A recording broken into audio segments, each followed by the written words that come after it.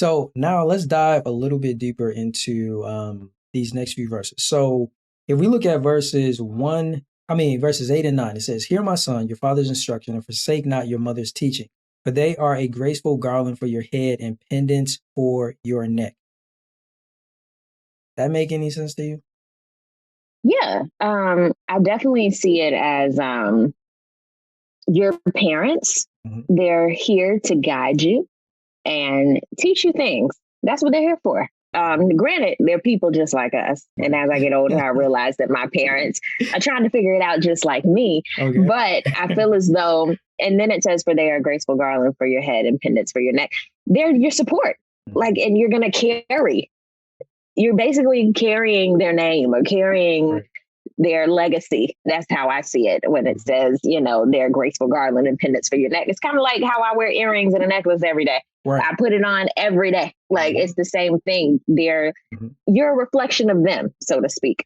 So that's how I see that. That's good. And I'm glad you brought up the example of your earrings and your necklace, because that's essentially what we can equate to the garland and the necklace. Somebody wearing something on top of their head, somebody wearing something around their neck. Now, let me ask you this question. As a young woman who wears earrings and who has on a necklace, do you forget that they on there? Did you forget that you had that on there and then you was just reminded, like, oh yeah, they got off of earrings? Or are you aware, it's there? No, I'm aware that it's there. And that's just me because I change my stuff every day, but I always will have on my jewel. I always have that on. It's always been a part of me. And that's just, now I know when I don't have it on.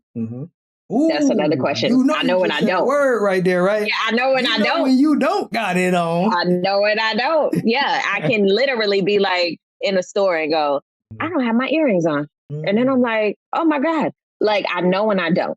So that's a good question. You said, do I know that I have it on? Yes, I do, because I always make sure that I do, but I know when I don't. Now let's apply that to what Solomon is talking about.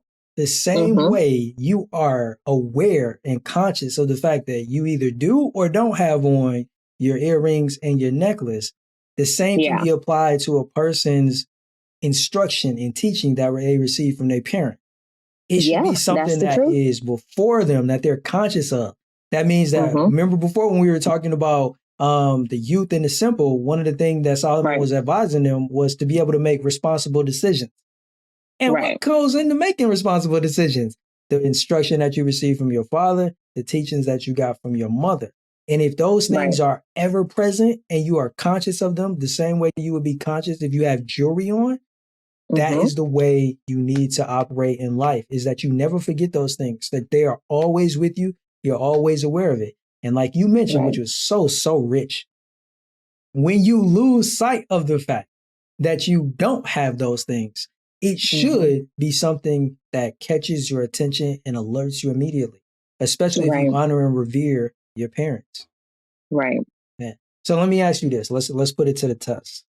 What is some instruction that your father has given you and some teaching that Mama P has given you?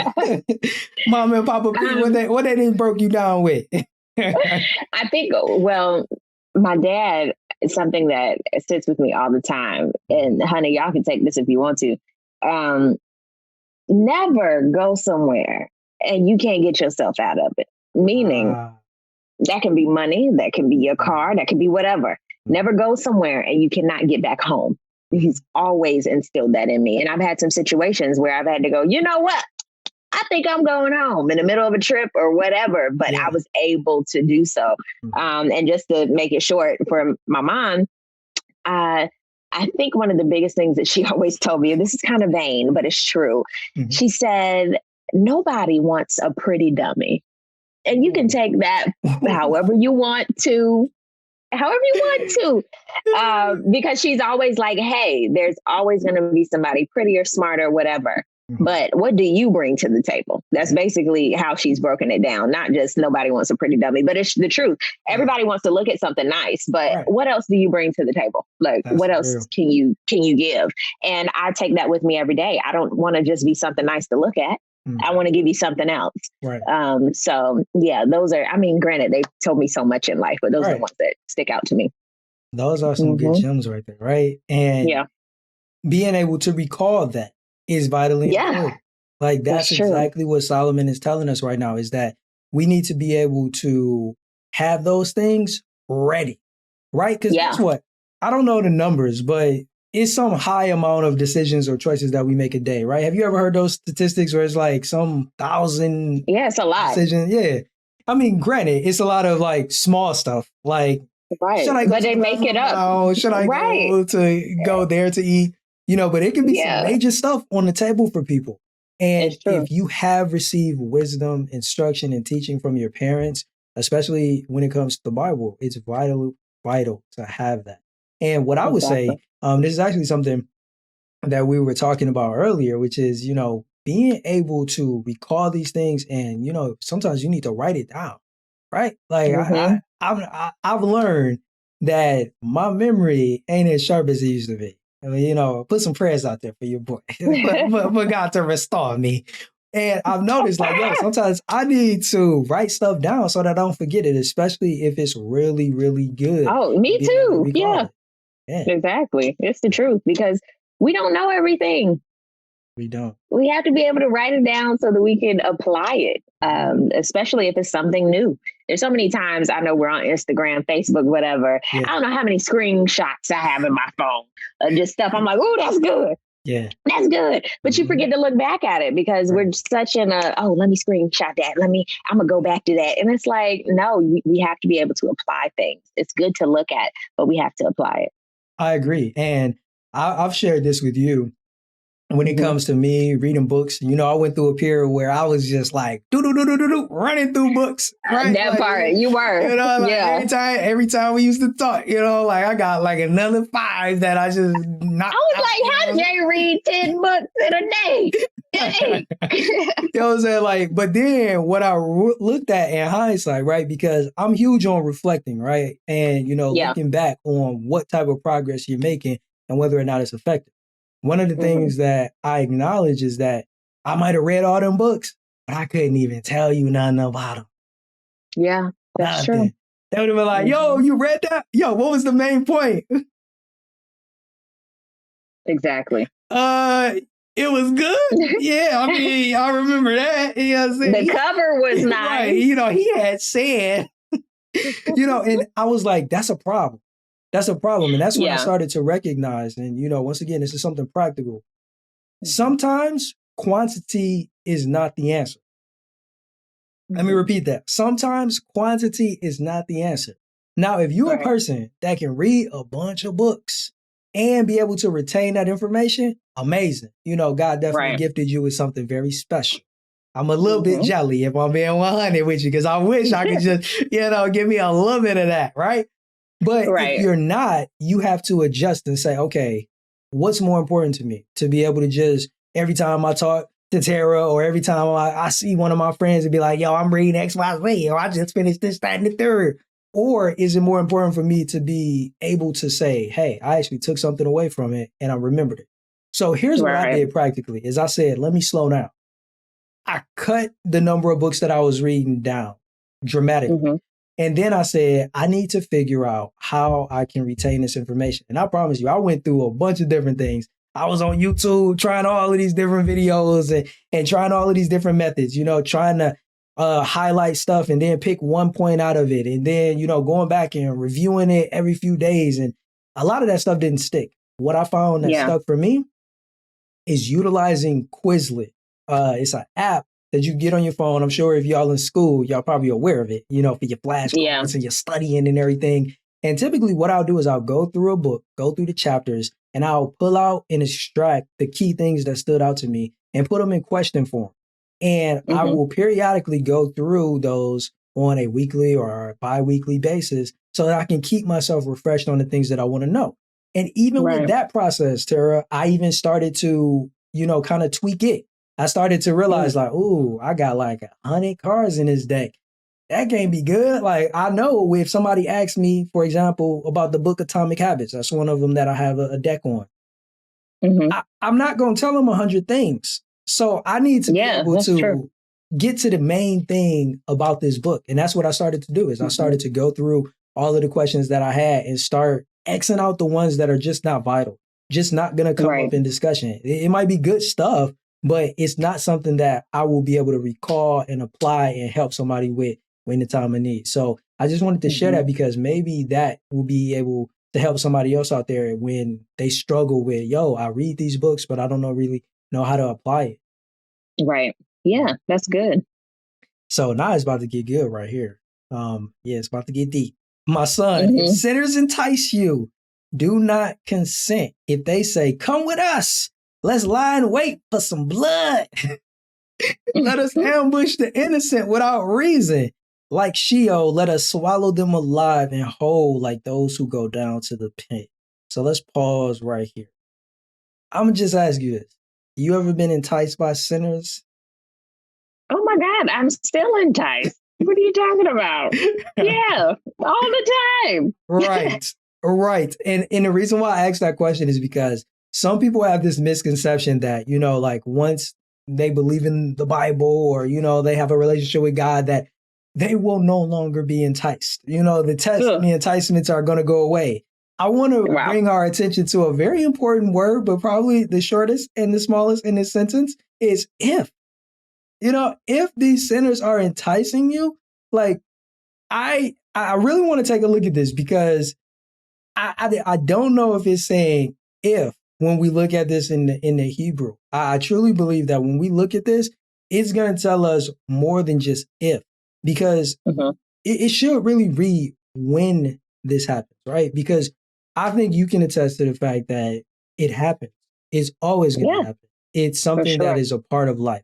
So I just want to point out to people that this is something not just if, but when it happens to you, you have to be prepared. So I just wanted to point that out to everybody that, it says if, but you need to apply that for when, because if you just think, it ain't going to happen to me because, like I go to church every day or, like I'll be listening to the sermons or I'll be in my Bible, like, nah, unless you living in a hole somewhere and you're not interacting with other people out in the world, then maybe then it won't happen. But if you're out in the real world, you will be enticed. Now, I'm curious, when you look at the types of enticements that have come your way, do you notice a trend forming with certain types of enticements coming more often than others? Now that you say it, I have to think about that and actually look at that again. But I'm pretty sure, I'm pretty sure it is a pattern. Yeah. The reason why I bring that up is because one of the things that is important for us to identify is the ways and the areas in our life that these enticements are coming in. And for many people, they can identify it because it comes a lot. Like for some people, it may be drugs and alcohol. It seems like your friends always want to turn up and they want to turn up in a way where, drugs and alcohol are being brought into it. Now, clearly, I know that people can act responsibly, right? Like I'm not shaming nobody or telling nobody that they shouldn't practice things. But if you know that somebody is trying to get you to turn up beyond a level of responsibility, and you see that happening, that's a pattern that you need to be able to identify, especially if you're being honest and you can say, you know what, that person is kind of a sinner or they are a sinner. I think it's vitally important for us to be able to acknowledge those areas. For many men, they're enticed by women.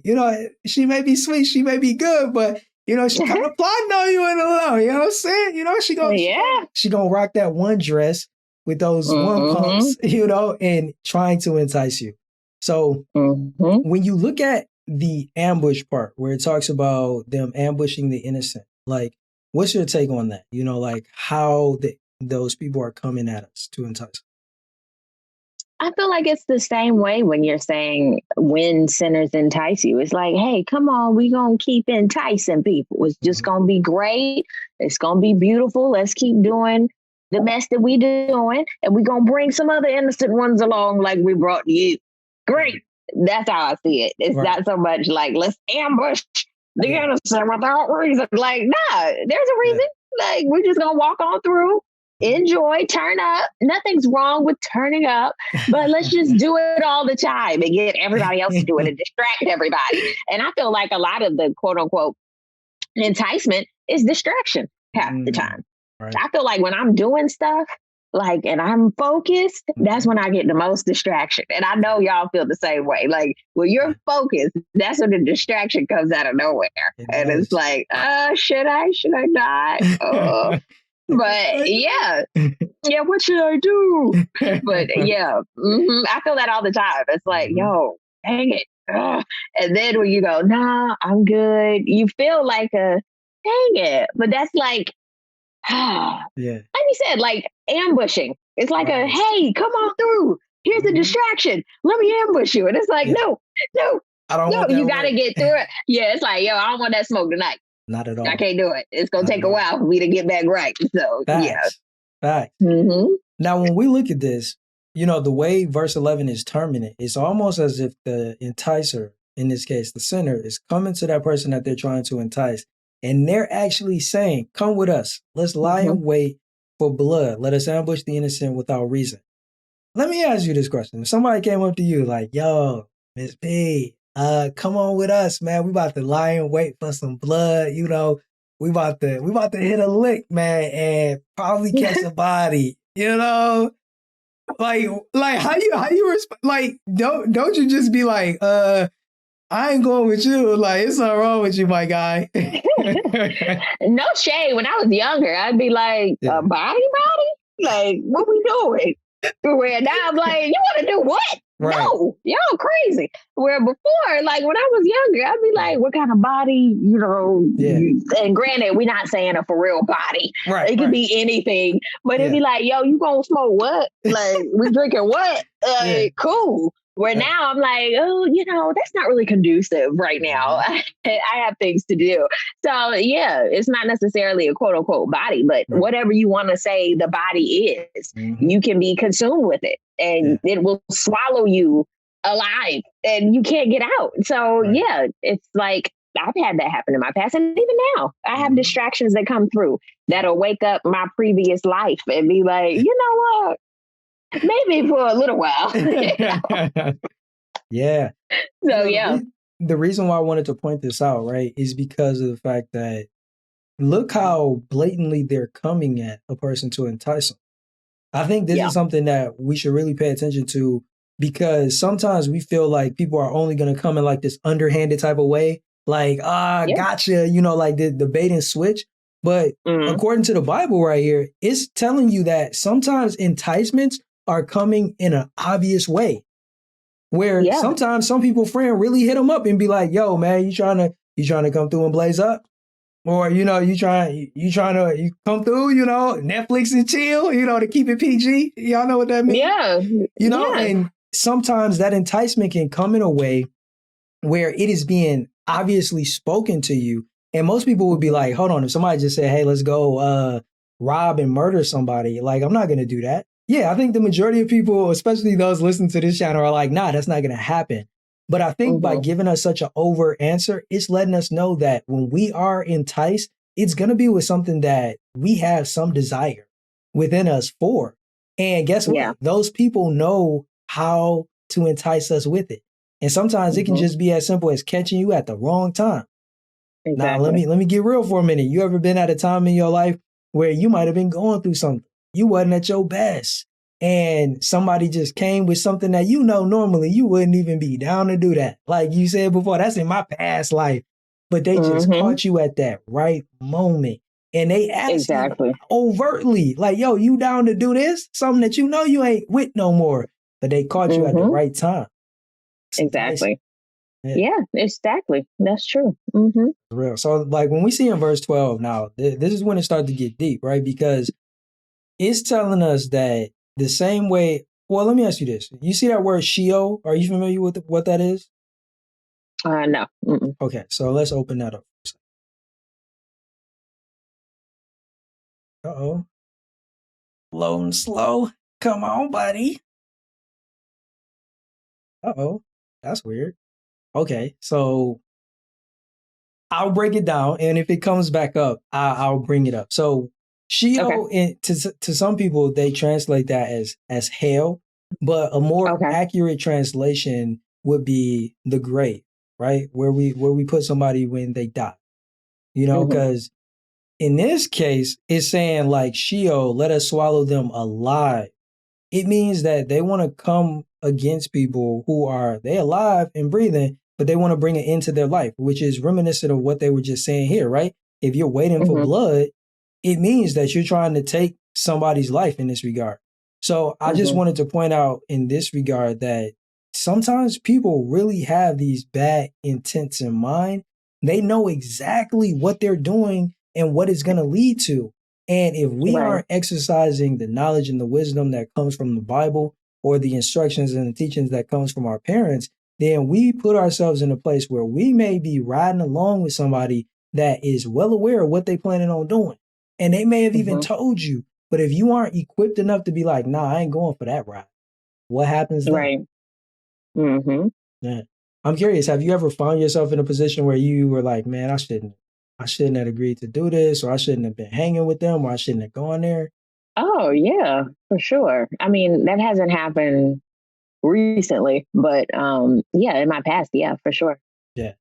So now we working. It came up. So you see how right here in this translation, this is that word right there, Sheol. And okay, gotcha. The grave. And I'm gonna take us to the lexicon just to show y'all. So you see, they have these other words for like the underworld, and you know, even looking at it from the perspective of like hell. But the more, I would say, the best translation is probably the grave.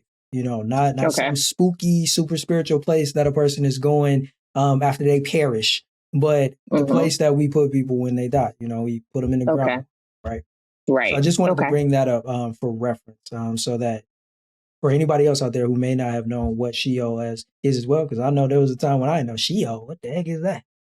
I don't know Sheol. Who is she? But so what we'll do is we'll go through verse 16 and then we'll break. So in verse 13 it says, "We shall find all precious goods. We shall fill our house with plunder.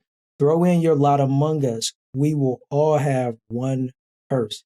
So I really want to focus in on 14 for a practical perspective, because what's really stood out to me in this verse is that when you are enticed by a sinner, they're not forcing you to do it. You notice that? That's true, yeah. You see that? Like they're saying, throw your lot in among us. Like when they call you, they be like, yo, you coming with us? Like I you know the example that's been running through my head, I'm gonna just go ahead and bring it up. Boys in the Hood. Right? you know, when he finally decided to ride out with Q, he was in that car and you know he ain't belong there, man. And he was just sitting there I guess, like, you know, he feel bad that Ricky got killed, but like, how far are you trying to take it, man? Exactly. And thankfully, he got out of the car before, you know, things got real bad. But the one thing is, he had a choice, right? They let him get out the car. Now, let's be real for a moment. We do understand that there are some people in life that they will not give people a choice, right? They will intimidate them. That's true. Right? So I don't want to be acting like I'm ignorant of the fact that, you know, there are some people you come across where they're not going to give you a choice. But in that regard, they're pretty much, it's a word for that. What's that word? It's not duress. Man, what is that word when like somebody forces you? Is it duress? You want to pull up Miriam? Yeah, let's pull up Miriam. Miriam. Yeah. Miriam, where you at, girl? Him. Or her. Or him. Them. Duress. Is it duress? I spelled that wrong. See, I told y'all I ain't perfect. Oh, there you go. Thank you. All right, here, let me bring it back so that's the only thing on the screen. All right, so it says, that's it. Yeah. Yep, by threat. Compulsion by threat. Yeah, okay, so it is duress, yeah. So when somebody is pretty much threatening you, like, yo, you coming with us, bro, I promise you that. That's totally different as opposed to somebody giving you the choice. And it's so interesting that the Bible is showing us that in many instances, you will be given the choice and you will have to make that decision. Now, I'm curious, when you find yourself in those situations where like you want to do something, but like, you know, you really shouldn't do it. And it don't even have to be nothing bad. You know, it could be as simple as, you know, you shouldn't get that extra piece of pie or cake, whatever the case may be, or whatever you know your thing is. How do you weigh those decisions and what direction you should go? It depends on the moment. I feel like I give myself more restriction when I know it's not something good. But when it's something like another piece of cake, I'll have some more, whatever it is, something that's very not terrible. I'm like, whatever, you didn't die. Where when it's something kind of bad or weighty, that I'm like, nah, I'm not going to do that. It holds more weight. Nah, I shouldn't do that. I give myself a little bit more regard.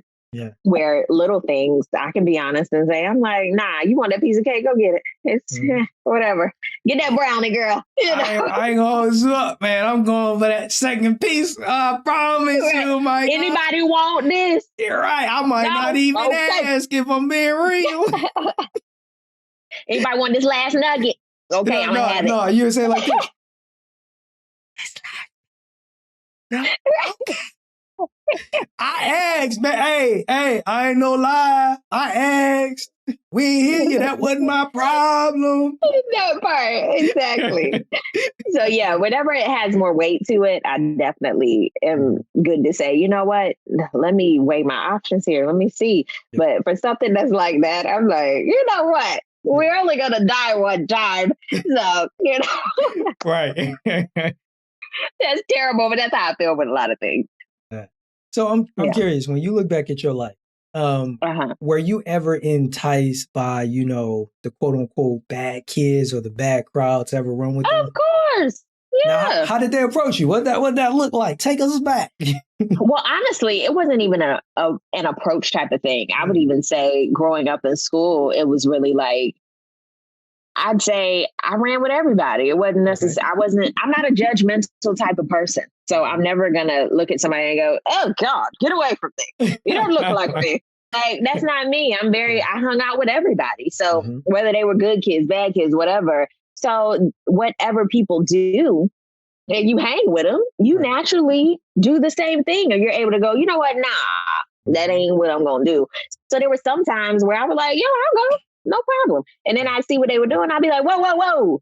Mama P, she ain't gonna like that too good. Like this is before I had my relationship, you know, and we talk about earlier in Proverbs, like, hey, dependent, like all of that. It made me think, if my mama found out about this, it's not gonna be nice. So I got to go, y'all. Or y'all want to do what? If the principal find out, she gonna tell my mama, and then I won't be able to sit down for a little bit.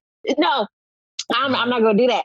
But as I get older, it's more so like, you know what? How do I feel about this? What does this look like for me? Like, I got a lot to lose. Like, no. So, you know, growing up, it was really, nobody really coerced me to do anything because that was the word I was looking for. Okay. That was the one, coercion. That's it. Like, but I learned a new word though. Right. I learned a new word. Duress and coercion, baby. Yes, the word of the day. That part. But yeah, nobody really coerced me to do anything, but I've always been very inquisitive. So an inquisitive nature sometimes can get you in trouble. Oh man, who you telling? Yeah, so I've always been inquisitive. Even now, I'll try anything once. I always say that. And that's gotten me into some trouble here and there. But yeah, so I would say nobody coerced me to do anything unless I was a little girl. But as I got older, no, didn't nobody force me. Whatever I wanted to do, I did it because I wanted to. Right. But at the same time, there were times I was like, you know what? I shouldn't have even done that. Why y'all do that? Yeah. What? Y'all keep doing that, but I don't want to anymore. Yeah. So yeah. I definitely, I have been in situations where two things come to mind. One is like in the past with one of my best friends, I could kind of see we were going in different directions, right? Okay. And he was starting to, you know, at the time, show a little bit more interest in girls than I was. Like, don't get me wrong. I was definitely interested in girls. I had me a girlfriend out. Back then, it was like a different girlfriend every few weeks or whatever. You know, I'm assuming that's how it was with some people. But like, it wasn't like serious relationship. You know, them grade school times. Right. So, but like, I started noticing he started hanging around different people. And, you know, I don't know if you ever been like in a friend circle or had a close friend and then, you know, somebody else enters into the picture, and that person kind of starts to veer things into a different direction. And that's essentially what happened. You know, like he started hanging out with somebody in addition to me, and that person was into some stuff that just didn't appeal to me. And it ultimately led to, you know, them crossing some lines, you know, that didn't need to be crossed. And I was grateful at the time that, you know, I wasn't just about to follow along. I thank God to this day that I'm not the type of person that just follows the leader, right? Like I've always, as you mentioned, have been an inquisitive person. I've always, in addition to that, like it's one thing to be inquisitive, but I am a very strong-willed person too. Right. So at the same time, that means that when somebody is judging me or, you know, they bringing me to the table, I'm gonna have a very hard time trying to convince somebody that somebody made me do something, right? Like if I was made to do something, it definitely was outside of my will, because if I can fight back, if I can stand up for myself and not do something because I don't want to do it, then I'm gonna definitely do that. And then there's another instance where this time I was rolling with somebody that I trust. Names I will not say. And, you know, like their friend group was a little out there. You know, they was like about that life, if I could put it like that. And one time, and this is the instance, I told you earlier how like sometimes it just be the right time when stuff happened. This is one of the instances where I was in college, right? And I still had homies back home. So I came home, I think it was winter break or something. So I'm hanging out like, you know, I ain't see my homies. Let's hang with the homie. But I didn't know the homie was going to be hanging with all his homies. And we went out. And I mean, that was a night to remember. I look at it as that was a night that we did nothing illegal. I want to be clear, nothing illegal. Right. But it was things that were outside of my purview, right? Like we went to a game. Like I think one of their schools was playing or something. Like it was some game. And like these dudes got into a squabble.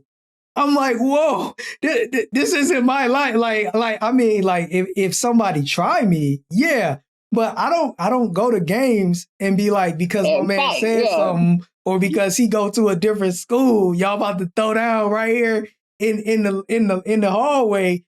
I'm like, I'm like, what's happening? This right. I was, but yeah, I'm being very facetious right now. I had an outer body experience at that moment. Like, whoa, this can't be happening. Like, yo, like, these dudes squabbling right here, right now, and it got to the point where when it was a wrap, like they running and said, "That's my ride." Like I didn't follow your parents' advice. I see. I needed Papa P to give me that insight that I should have had my own whip. Because guess what? The driver, he was out there squabbling with the rest of them. And that was my ride, because that was my homeboy.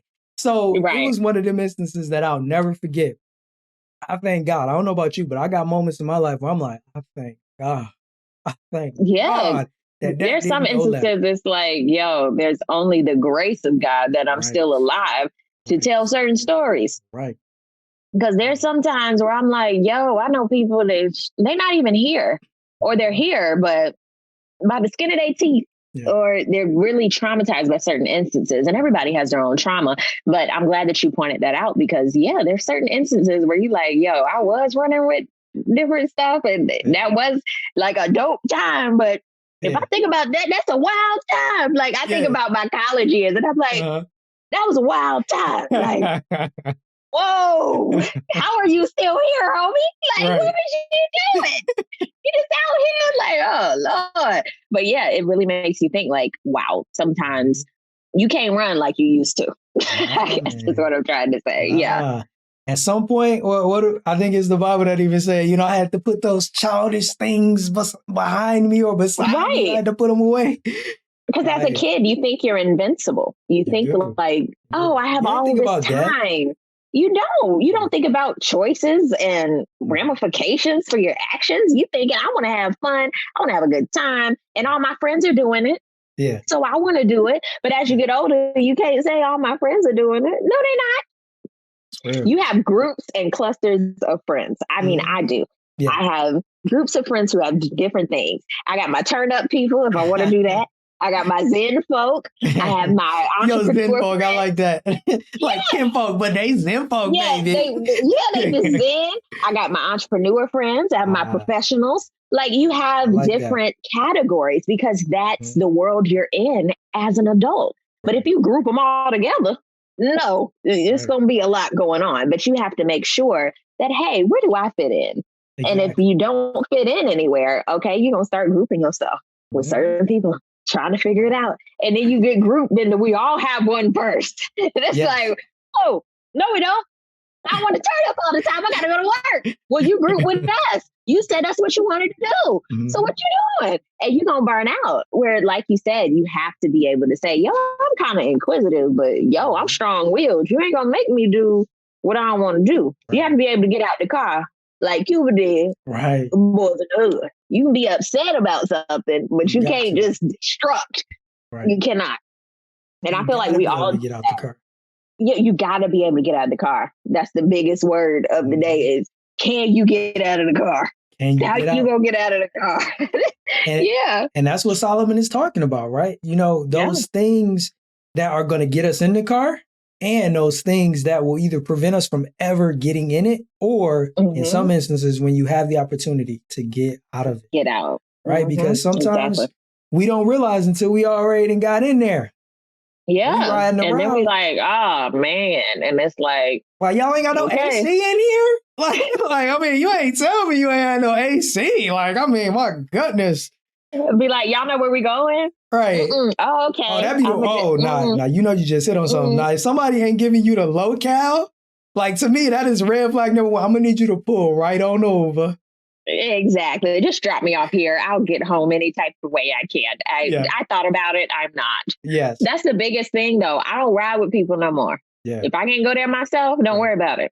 Because some people have different intentions, different ways they're going, and you don't know. So you always have to be able to say, you know what? I think I'm going to leave now. Y'all be blessed. Thank you so much. And you don't know how some people riding, right? Like, let's be real. Some people ride dirty. Yeah, some people ain't got no insurance. Some people just don't even care. Some people tags expired. Some people got stuff in the trunk. That's what I was alluding to. You got there. Yeah, you got see like that. That's what I started to realize. Some people ain't got no papers. Like what? You just out here. You got a whole gun and a shotgun in the back. What happened? Like I'm gonna need to know that. Like for real. Like you got pounds of weed in your trunk. Right. I did not know this. Like, what is going on? You have to know the type of people you're around. Facts. You just do. The law ain't gonna care. Like, they don't care. The way our laws are set up, they don't care. You are guilty by association on us. Right. That part. You can't just say, hey, I just met her. She was giving me a ride home. No, you know her. Come on through. Right. We're gonna take you too. They don't care. And think about it. It's almost like the police done read this to a certain extent, right? Because to the point that we were making. Now, if the person that got the stuff in the trunk, right, using that example, they know it's in there, right? Yeah.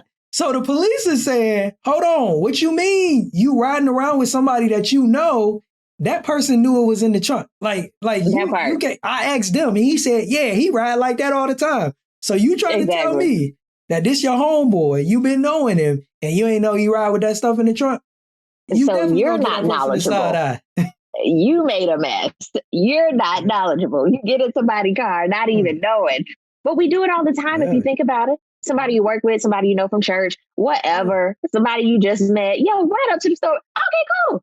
You don't think about it until something happens and you hear, woo, woo. You go, oh, and they like, oh, sit up straight. That is not the time to start asking questions.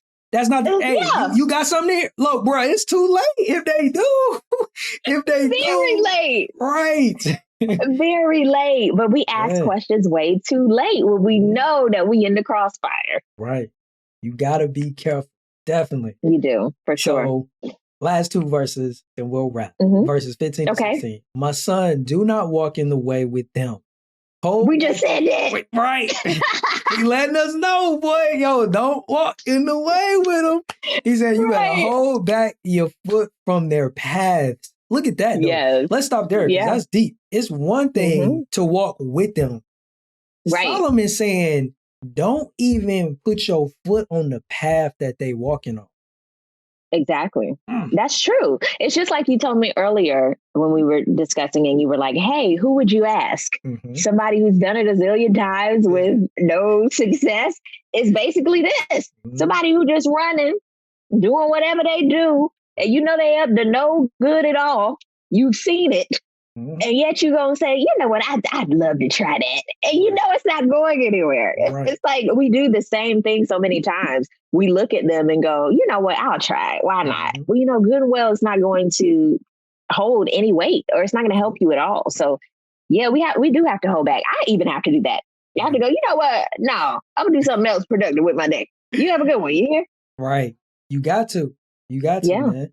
And then last verse. For their feet run to evil, and they make haste to shed blood. Like it's reiterating the fact that these people are not ignorant of their intent. Like, I mean, think about it. If we were to poll the people in prison, I think it would be very few people who would be able to say, you know what? I had zero intent in committing that murder or committing that robbery. Like, I had no intent. Like, what do you mean? Like, so you mean that on your way to work, you just got off the job. You were like, oh, is that a Chase Bank over there? I think I'm gonna pull in there and let me just walk in and see what happens. That part. And you was about to make a withdrawal, but instead of withdrawing your wallet, it just happened to be a note already pre-written that you handed to the cashier and said, put every money in the bank and don't say nothing. Like, I mean, come on. That stuff don't just happen. Like, there was something that you knew beforehand. That part. Exactly. Right. And I think that's important for us to know. Let me ask you this question. When you look back at things that you've done, you ain't necessarily got to get into any details, but you either knew like, yo, I shouldn't have done that, or you knew that was wrong. Did it just happen? No, it didn't just happen. Type of awareness before? I always say people always know what they're doing. Right.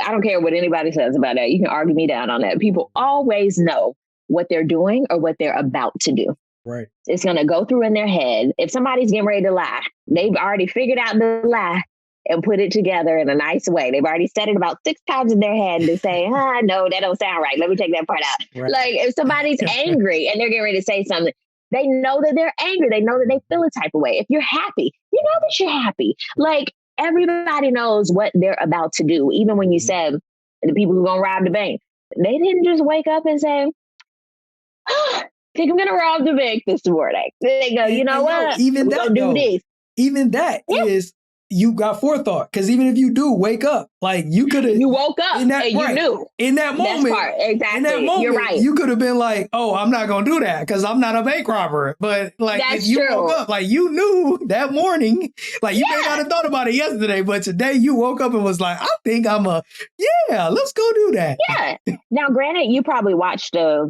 movie before and they robbing a bank or whatever. And in your head, you like, could I get away with that? You're like, no, it's a movie, fool. Like, I've had that happen to me where I'm like, you know what? Maybe I could flip something and do something like that. And you're like, no, baby, you'd be locked up forever. Right. It just wouldn't work. So you're right. I mean, people do automatically know what they're going to do. Mm-hmm. They just know.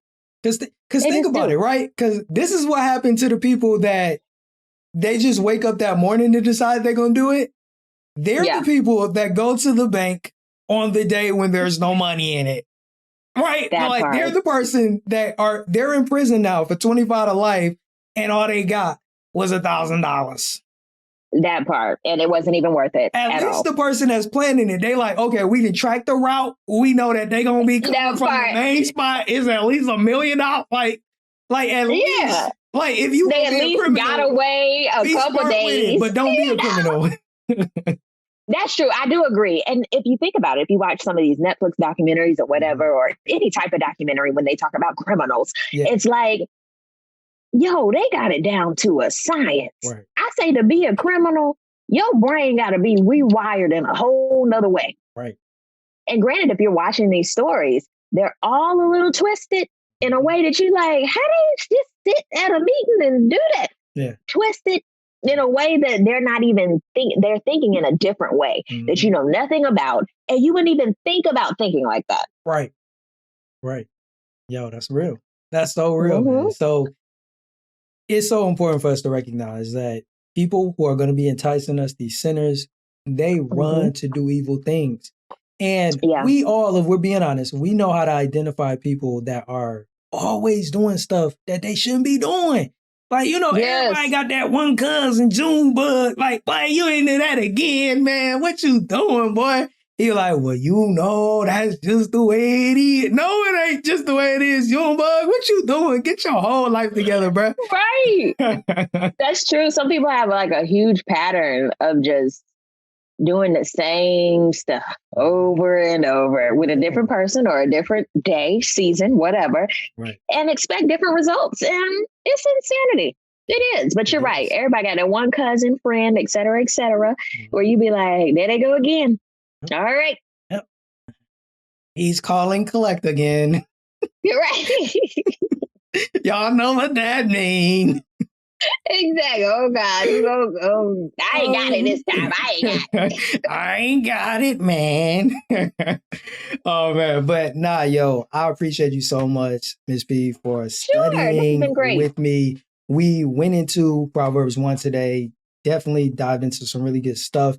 And the next time we'll come back, we'll pick up where we left off. And we definitely hope that you guys have enjoyed the study. But before we go, just want to hand it over to you, Ms. B. Were there any questions that you had, anything that you want to leave the people with before we get up out of here? No questions. I think we dropped a lot of awesome nuggets. And I think it's great, you know, through just conversation alone, that you can gain so much valuable insight. I know I did. Hopefully you all did as well. This is really helping me out. So I'm just glad that, you know, Jay asked me to be a part of it. I'm not being selfish, but this is helping me. Hopefully it's helping you all. But this is something that I'm committing to, you know, in order to gain more knowledge and understanding. So yeah, hopefully you guys enjoyed it, and I'm excited to see what comes up next. Oh yeah, I look forward to it as well. Thank you guys again for tuning in. Before we go, let them know where they can subscribe, where they can follow you, all of that good stuff. You know, let them know about it.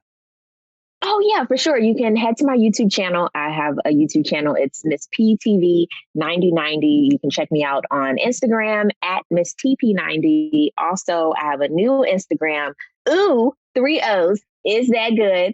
My dad has a barbecue sauce and a new rub that's out that we're promoting at Sweet Daddy Sauce. Get you some. Go get you some. It's really, really good. Get you some. Yo, and for real though, get you some. For real. And also Fabulously Chic Boutique. Check that out as well. I'll have some awesome stuff up there too. So yeah, we're just moving and shaking over here. Moving and shaking. Y'all being about y'all business. Like we need to be, right? You know got to in 2021. You have to. It's make the vision and make it plain. I've been saying that. And since last year, we've had so much going on with COVID and just different things that now is the time if you want to do something. You have the time to do it if you do. So that's been a blessing. Yeah, man. So I'm going to make sure I have the links to all of the things that you just mentioned below. Yeah, your social media, your YouTube, where they can go check out your boutique. The sauce. Awesome. Gotta get the sauce and the dry rub, baby. And you gotta get the rub. All of that. I'm always reminded of like Donna from Parks and Rec. Go treat yourself. Treat yourself. You better go get you some for real. Treat yourself. I love that. But no, man. It's the truth, though. It is such a joy having this opportunity to study the Torah, the Bible with you guys. And if you have questions, leave comments, or you can go over to our website and send me an email if you'd like to do it private. But other than that, we'll catch you guys in the next one. Love you guys. Stay blessed.